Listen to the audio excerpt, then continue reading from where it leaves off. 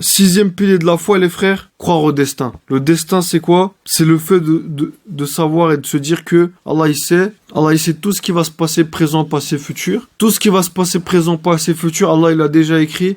Il l'a déjà décrété. C'est-à-dire, Allah, il nous a donné tous un mektoub, une destinée. Tout ce le jour où tu vas naître, le jour où tu vas mourir, tout ce que tu vas vivre. Est-ce que tu seras croyant ou est-ce que tu seras pas croyant? Tu vas mourir croyant ou mécréant? Peut-être tu seras musulman toute ta vie, tu vas mourir mécréant. Peut-être tu seras mécréant toute ta vie, tu vas mourir musulman. Tout ça, Allah, il l'a déjà écrit, il l'a déjà décrété, c'est le destin, les frères. Khayrihi wa sharrihi min Allah ta'ala wal ba'thu ba'dal maut. Tout ce qui te vient en bien ou en mal, tu dois savoir et comprendre que ça vient d'Allah. Ça vient d'Allah. Qu'Allah, il l'a décrété, qu'Allah, il l'a écrit. Et qu'il n'y a aucune chose, même pas une feuille qui tombe d'un arbre, qu'Allah n'a pas décidé, qu'Allah n'a pas voulu, qu'Allah n'a pas décrété. La subsistance, combien tu vas gagner, tu seras pauvre, riche. Tout ça, Allah, il l'a déjà décrété. Allah dit dans le Coran, si toute la création se réunissait pour te donner une chose qu'Allah ne veut pas que tu reçois, ils ne pourront rien faire pour toi. Mais si toute la création essaye de t'empêcher d'obtenir un cadeau qu'Allah il a voulu te donner, il a décrété que tu allais recevoir, tu allais obtenir, ils pourront rien faire pour t'empêcher de ce cadeau. C'est ça la destinée, les frères. C'est de croire que tout ce qui nous arrive, Allah, il a déjà décrété.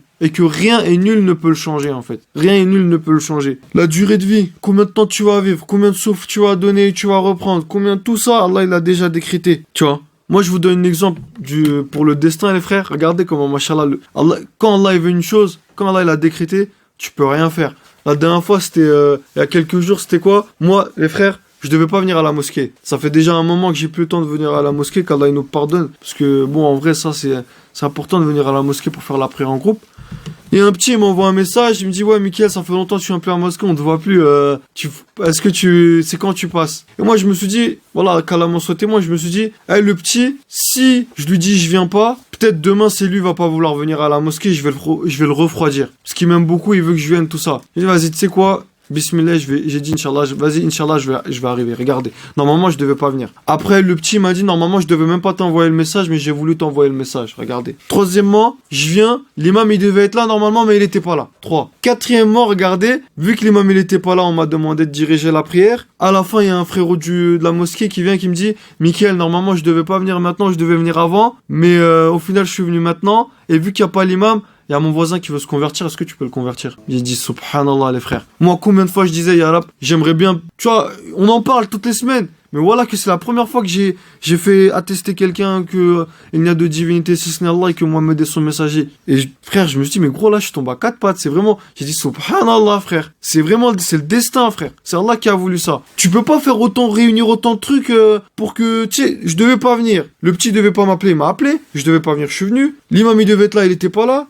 Et le frère, il devait venir l'après-midi, il est venu le soir. C'est un truc de ouf. C'est Allah qui veut, les frères. Quand Allah il a décrété que j'allais être la cause que cette personne elle devienne musulmane, tu peux faire tout ce que tu veux, ça va arriver, frère. Tu vois, ça va arriver. Et autre exemple, il y a quelques jours, les frères, j'étais en train de rouler en voiture. Et si vous voulez, moi, ma voiture, ça fait un moment que je devais changer les freins. Parce que ils sont morts, en fait. Ils étaient quasi morts. Le frérot, les frérots me disent, Mickaël, faut que tu changes. Moi, je dis, non, t'inquiète, ça va durer. Je vais vraiment aller jusqu'au bout. Après, je change parce que voilà, là, je viens de trouver un travail, c'est pas le moment, tout ça. Et regardez, les frères, je suis en train de rouler pour partir à la fac, c'était avant le sorpète. Une seconde avant, si mes freins, ils lâchent, je suis mort parce que j'ai pas de frein, je vais faire un accident. Une seconde après, si mes freins, ils lâchent, je suis encore mort parce que je vais accélérer et devant moi, il y a potentiellement des voitures, donc je vais encore faire un accident. Mes freins, ils ont lâché au feu rouge, les frères. Au feu rouge, j'appuie, fin, y a rien. À côté, il y avait Speedy. Allahu Akbar, les frères. À côté, il y avait Speedy.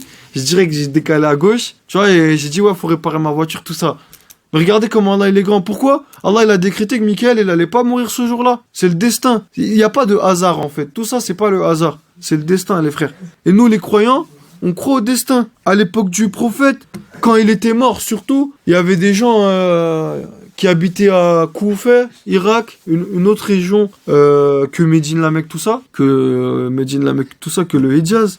Et il y a des gens, ils ont commencé à dire comme quoi le destin, ça faisait pas partie de l'islam. Et des compagnons, ou alors des croyants qui habitaient là-bas à Koufa, Ils ont dit, venez, on va voir le fils de Omar, radiyallahu anhu, on va voir un compagnon, pour lui demander, on va lui poser la question. Et ils sont venus à la mosquée du prophète sallallahu alayhi wa sallam, ils ont vu le fils de Omar, radiyallahu anhu. Ils ont dit, ya fils d'Omar, de là où on vient à Koufa, il y a des gens qui disent des choses qu'on n'a jamais entendues. Ils disent que le destin, ça n'existe pas. Que Allah, il a pas créé le destin et que, entre guillemets, Allah, il se mêle pas de tes affaires. Entre guillemets, hasha wa kella. Qu'est-ce que t'en penses de ça? Est-ce qu'à l'époque du prophète, Omar, regardez ce qu'il dit, sachez que, à l'époque, le prophète, il nous parlait du destin. Donc, eux, ceux qui disent que le destin, il n'existe pas, eux, ils sont loin de Omar, de fils d'Omar, et moi, je suis loin d'eux, tu vois. Pourquoi? Parce que le destin, ça fait partie de notre croyance, les frères. Allah, il a tout créé avec un destin.